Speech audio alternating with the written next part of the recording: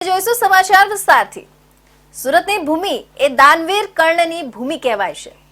ત્યારે સુરતમાં ધનનું દાન હોય, અન્નદાન હોય કે ગમે તે પ્રકારનું દાન હોય, સુરત હંમેશા આગળ રહેતું હોય છે। ત્યારે આજે સૌથી ઉત્તમ ગણાતું એવું શિક્ષાનું દાન એ પણ સુરત શહેરમાં અપાય છે।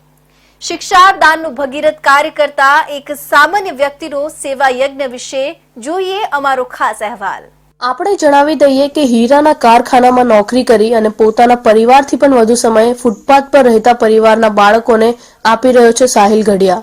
આ યુવક સાહિલ ગઢિયા કે જેને ફક્ત ધોરણ 12 સુધી જ અભ્યાસ કર્યો છે, પરંતુ તેના દ્વારા છેલ્લા 8 મહિનાથી ફૂટપાથ પર રહેતા પરિવારના બાળકોને ભણાવવાનું બીડું ઉપાડ્યું છે।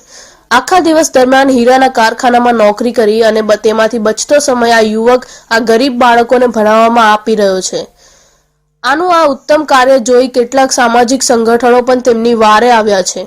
આવનારા સમયમાં ઇન્ડિયા અને ગુજરાત તરફથી તેને એવું આહવાન કર્યું છે કે આપણા વિસ્તારમાં 5.5 વર્ષ સુધીના જે બાળકો છે કે જે અનાથ હોય તેમના માટેનો સંપૂર્ણ ખર્ચ સાહિલ ગઢિયા દ્વારા ઉપાડવામાં આવશે। તો જે કોઈ પણ આવા બાળકો હોય તેની માહિતી સાહિલ ગઢિયાને મળશે તો તેઓ તે બાળકો માટે પ્રયત્નો હાથ ધરશે। ભારતની વાત કરવામાં આવે તો ભારત એક અર્પણ અને તર્પણની ધરતી મનાય છે, ત્યારે ભારતમાં ગુજરાતની સુરતને કઈ રીતે ભૂલી શકાય? સુરત તો દાનવીરોની ભૂમિ છે। સૌથી પહેલા આપણે એક દ્રશ્ય જોશું કે આપ જોઈ શકો છો કેટલા ગરીબ પરિવાર છે જે ફૂટપાથ પર રહેવાની એમની નોબત આવી છે। તો આ પરિવારનું શું, તેમના બાળકોનું શું? ત્યારે બીજી તરફના આપણે દ્રશ્યો જોશું તો એ ફૂટપાથ પર સર્વિસ રોડની બાજુમાં કેટલાક બાળકો ભણી રહ્યા છે। આ એમના જ બાળકો છે જેમની પાસે સ્કૂલ જવાના પૈસા નથી, એમની પાસે કોઈ ચોપડા લેવાના પૈસા નથી, ક્યાંય ફરવાના પૈસા નથી। ત્યારે એમની વચ્ચે એક યુવક છે જેમને ટીચર, એમના માર્ગદર્શક તરીકે કામ કરે છે। આપણે એમની સાથે સીધી વાત કરીશું। સૌથી પહેલા તો આપનું નામ? મારું નામ સાહિલ ગઢિયા છે। સાહિલભાઈ, આપ કેટલા મહિનાથી આ બાળકોને ભણાવી રહ્યા છો? શું રિઝલ્ટ મળ્યું છે અને આની પાછળનો મુખ્ય ઉદ્દેશ શું છે? મારું નામ સાહિલ ગઢિયા છે। હું લાસ્ટ 8 થી 9 મંથથી આ ટ્રાય કરું છું અને આ લોકો ભણે પણ છે, એનું રિઝલ્ટ પણ મને મળ્યું છે। ઘણાને એબીસીડી આવડી ગઈ છે, ઘણાને 1 to 10 પણ આવડી ગયા છે ને ઘણાને 1 થી 100 એકડા પણ આવડી ગયા છે। ઇંગ્લિશમાં 1 to 10 પણ શીખી ગયા છે। 4.5 યર્સનો આ છોકરો છે એ 6 થી 7 એકડા પણ લખતા શીખી ગયો છે, જેથી હું આગામી દિવસમાં કાર્ય શરૂ રાખવાનો મારો ઉદ્દેશ મૂળ એ છે।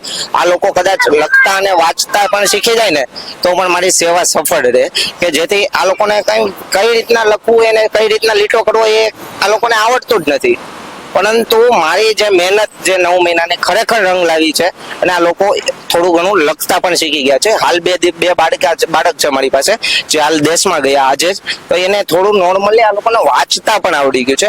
આ છોકરાઓને હું રોજ નાસ્તો પણ કરાવું છું। આગામી દિવસમાં હું એને ક્યારેક અઠવાડિયામાં 7 દિવસમાં કંઈક મોટો કોન્સેપ્ટ પણ આપું છું કે જેથી આ લોકો ભણે આગળ વધે। તો 7 દિવસની અંદર હું 5 દિવસ સૂકો નાસ્તો કરાવું છું અને 1 દિવસ આ લોકોને હું ભીનો નાસ્તો પણ કરાવું છું। આપ જણાવજો, આપનું રહેવાનું ક્યાં છે, આપ કામ ધંધો શું કરો છો ને કઈ રીતે આ ખ્યાલ આપને આવ્યો? કારણ કે સ્કૂલો તો ઘણી બધી છે, આપ એમને ત્યાં એડમિશન પણ આપવા આવી શકે જેમના માતા પિતા, પણ આપ કઈ રીતે એમને ભણાવી રહ્યા છો? હાલ જે આ છોકરાઓને સ્કૂલો છે એમાં ના નથી, સરકારી ગવર્મેન્ટ સ્કૂલો છે, પણ આ લોકોની ઉત્પત્તિ જ એવી છે જે માણસ ભણતો નથી, જેને કઈ ખબર નથી પડતો, એ સમાજ અને પોતાના ઘડતરને ફાળો કઈ રીતના આપી શકે? એટલે આ છોકરાઓ જો કદાચ વાંચી શકે, લખી શકે તો એ પોતાનું ઘડતર, જીવન ઘડતર અને સમાજ ઘડતરને આગળ ફાળો આપી શકે। એટલા માટે હું આને લખતા અને વાંચતા શીખવાડવાનો કોન્સેપ્ટ છે। આગામી દિવસમાં મારે 1000 બાળકોને લખતા અને વાંચતા શીખવાડવું છે। હું જાજુ ભણેલો નથી, હું 12 સુધી જ ભણેલો છું, પરંતુ જો મારી સેવા ખરેખર રંગ લાવે તો મારી સેવા સફળ ગણાય એ હું માનવા વાળો વ્યક્તિ છું। મૂળ આપ નોકરી કરો છો, વ્યવસાય કરો છો, શું કરો છો ને કઈ રીતે પૈસા આવે છે? કારણ કે આમાં પૈસા વગર તો આપ એ લોકોને એ પ્રોવાઈડ નથી કરાવી શકવાના। હાલ આજે હું મારા સ્વ ખર્ચે ચલાવું છું। મારી પાસે 25% છે। હું નોકરી કરું છું કિરણ ડાયમંડ ની અંદર, કે જ્યાં હું 20 થી 25,000 સુધીનું સેલેરી મારી છે, જાજુ તો નથી, પરંતુ મારી સેલેરીની અમુક % આવક આ લોકો માટે કાઢેલી છે કે જેથી આ લોકો થોડાક આગળ જાય। કે હાલ તમે જોવો છો ઘણા મંદિરો છે, ઘણી મસ્જિદો છે, ત્યાં ખરેખર ઘણું દાન થાય છે, પણ જ્યાં જરૂર છે ત્યાં દાન નથી થતું। એટલે મારી આવક જે સીધે આ લોકોને મળી શકે ડોનેશન રીતે, મારે કોઈનું ડોનેશન નથી જોતું, પણ જે આવક મળી રહે મારી ડોનેશન આ લોકોને તરત જ પ્રોવાઈડ થાય એવું હું કરવા માંગુ છું, કે જેથી આગળના સમયમાં આ લોકો ભણીને થોડાક આગળ જાય ને તો મારી સેવા સફળ છે। આપણી સાથે જે ભાઈ જોડાયા હતા તેમને ચોક્કસપણે જે માહિતી આપી કે તેઓ એક હીરામાં નોકરી કરી પોતાના ઘરનું ગુજરાન ચલાવે છે ને સાથે સાથે એમાંના અમુક ટકા તેઓ આ બાળકો માટે ખર્ચ કરે છે.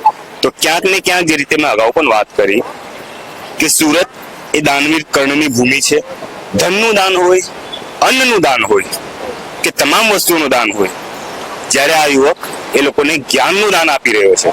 વધારે જાજુ તો નથી ભણ્યો પણ 12મું પાસ છે, પણ 12મું પાસ યુવક જે રીતે આ છોકરાઓને ભણાવી રહ્યો છે ને જે રીતે એને દાનની વાત કરી કે મોટા મોટા મંદિરો મસ્જિદોમાં લોકો દાન કરે છે, પરંતુ જ્યાં સૌથી વધારે જે દાનની જરૂરત છે તે શિક્ષાનું દાન છે.